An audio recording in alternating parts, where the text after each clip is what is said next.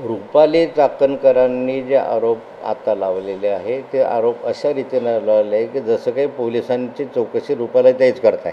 म्हणजे रुपालीताई आता पोलीस अधिकारी झालेले आहेत, त्याच चौकशी अधिकारी करतायत, तपास अधिकारी त्याच अशी माहिती देत आहेत. वास्तविक जी त्यांनी माहिती दिली ते पोलिसांनी द्यायला पाहिजे.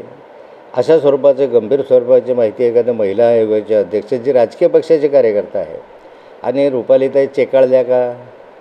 कारण रुपालीताईचे आणि रोहिणीताईचे किती मैत्रीपूर्वक संबंध आहे हे तुम्हाला माहिती आहे आणि त्यामुळे रुपालीताई एवढं चेकाळून बोलत आहे. पण त्यांनी सत्य ते बोलावं, त्याच्याबद्दल लोमत असण्याचं कारणच नाही आहे. पण या संदर्भामध्ये मी जावयाचं समर्थन करणार नाही. माझी एवढीच मागणी आहे की पोलिसांनी याची चौकशी केल्यापेक्षा आता पोलीस करत आहेत. SIT BIT कशाला करतात चौकशी? SIT तुमच्या अंडर आहे.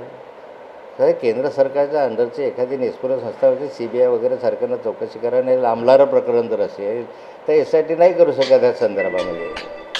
त्यामुळे CBIकडे चौकशी करा. पण या संदर्भामध्ये पोलिसांनी सांगावं की या महिलेची तक्रार आली, या मुलीची तक्रार आली आणि ह्याच्यात आहे. ही आत्ता जी माहिती देत आहे हे प्रायव्हेट आहे, माझं प्रायव्हेट लाईफ आहे. या प्रायव्हेट लाईफमध्ये तुम्हाला बोलण्याचा अधिकार नाही आहे. तुम्हाला जर आणखी काही सांगायचं असेल तर गुन्हा दाखल केला पाहिजे.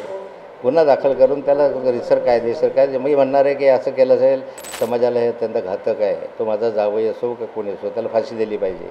त्याला दुसरी शिक्षा असता कामा नये अशी माझी मागणी राहणार आहे.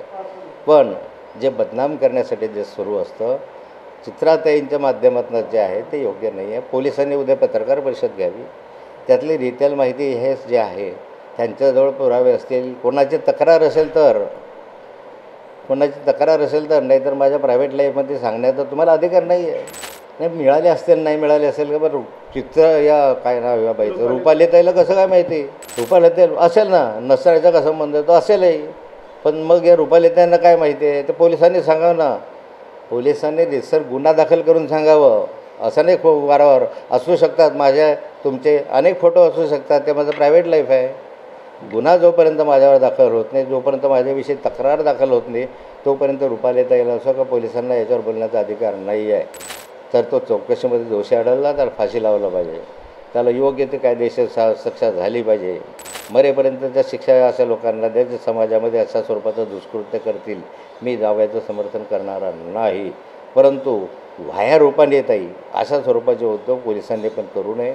पोलिसांनी यावं, गुन्हा नोंद करावा. कोण्या महिलेची तक्रार असेल तर ते सांगावं. यामध्ये सगळं पहिल्या दिवसपासून पाहतो तर संशयाचं वातावरण आहे. रुपालीताईंना मी सांगेल की जरा लोढा प्रकरणामध्ये लक्ष घाला. जरा नाशिकच्या प्रकरणामध्ये जे 72 अधिकारी अडकले आहेत त्याच्यामध्ये लक्ष घाला. आता राधाकृष्ण विखे पाटलांनी सुद्धा म्हटलं आहे की चौकशी करा. साताऱ्याची जे मला माहिती मिळाली 2 माजी मंत्री वगैरे कोणी माजी मंत्र्याचा पोरगा काय जे असेल अजून अधिकृत नाही त्याच्याकडे जर ताईंनी लक्ष घालावं. हे जे महाराष्ट्रात प्रकरण घालतात ना ताई महिलांवर त्याच्या याच्याकडे लक्ष घाला ना. दुसऱ्याच दिवशी तिथं हगवणे प्रकरणात गेले असतात मला बरं वाटलं असतं ना. अनेक प्रकरणात तिथं पोहोचत नाही, बीडला पोहोचत नाही, तिथं जायची ताकद नाही, हिंमत नाही. या ठिकाणी बाकी आले रोहिणीताई म्हणून रुपालीताई आल्या. पण चौकशी करा. ही प्रकरण CBIकडे दिलं पाहिजे. जर असं असेल तर खरं असेल तर गंभीर असेल तर दिलंच पाहिजे. सोडता कामा नये. याच्यात कोण कोण आहे ते शोधलं पाहिजे. जे असतील त्यांना फाशी दिली पाहिजे. परंतु निव्वळ पुरावे अभावी बदलत राहतं ते योग्य होणार नाही. सर्व बाजूंनी याची चौकशी करा. पोलिसांना मुळामध्ये हे प्रकरण जे आहे ते प्रकरण ड्रगच्या संदर्भामधलं आहे. पोलिसांनी ड्रगच्या संदर्भामध्ये चौकशी करावी ना. याच्यात दोषी आहे का, रेव पार्टी आहे का, यानं ड्रग घेतलेला आहे का, ड्रग बाळगलेली आहे का, मग हा खरंच आधी गुन्हेगार होता का. सर्व पोलिसांनी न्यायालयामध्ये हे सगळं नाकारलेलं आहे. न्यायालयात सांगितलं की रेव पार्टी नव्हती. हा संदर्भ याच्यावर कोणताही गुन्हा दाखल नाही आहे. यात प्रांजल खेवरकरच्या संदर्भामध्ये पोलिसांनी सांगितलं आहे ना ड्रग सेवन केलेलं नाही आहे. अजून आमच्याकडे रिपोर्ट आलेली नाही आहे.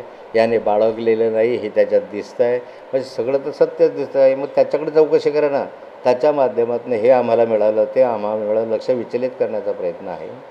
आणि असेल तर गुन्हा दाखल केला पाहिजे, चौकशी केली पाहिजे आणि पोलिसांनी जनतेसमोर मांडलं पाहिजे. उलट भ्रम निर्माण करण्यात अडचणीचं सत्य आहे ते मांडलं पाहिजे आणि सत्याची चौकशी झालीच पाहिजे. गुन्हा असेल तर शिक्षा झाली पाहिजे.